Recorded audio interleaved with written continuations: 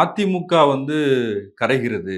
அப்ப தாவேகா சொன்ன மாதிரி, விஜய் சொன்ன மாதிரியே இது டிவிகே வெர்சஸ் டிஎம்கே அப்படின்னு எடுத்துக்கலாமா? ரிசல்ட் அதத்தானே காமிச்சுச்சு. இதத்தானே நம்ம தேர்தலுக்கு முன்னாடி சொன்னோம். அது நடந்த பிறகு வெர்சஸ் அதிமுக இப்ப போட்டுக்கலாம்ல. நீங்களே பேசுறீங்க. அதிமுக ஒரு மிகப்பெரிய கட்சி. அதை யாரும் அழிக்க முடியாது. இல்ல அவ்வளவு சுலபத்துல அழியாதுன்னு சொன்னேன். அப்ப எவ்வளவு காலத்துக்கு நான்லாம் சொல்லிக்கிட்டு இருப்பேங்கிற வார்த்தையை நான் 2, 3 பேட்டியில சொன்னேன். நல்லா அதை எடுத்து போட்டு பாருங்க.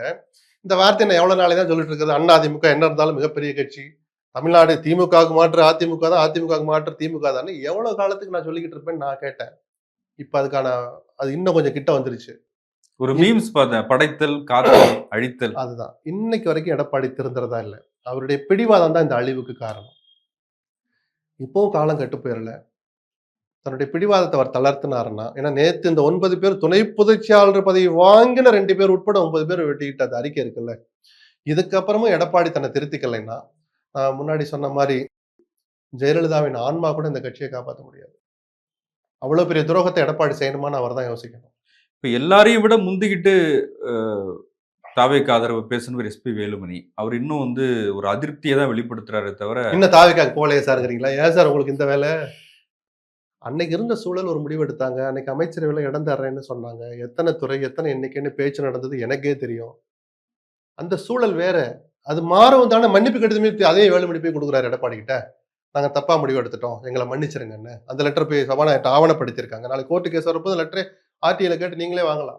அது தவறுன்னு மன்னிப்பு கேட்டு கொடுத்த பிறகும் அந்த வேலுமணி நான் மாவட்ட செயலர் ஆக்க மாட்டேன்னு சொல்றது என்ன அழிச்சாட்டியம்? அப்படி என்ன பிடிவாதம் உங்களுக்கு?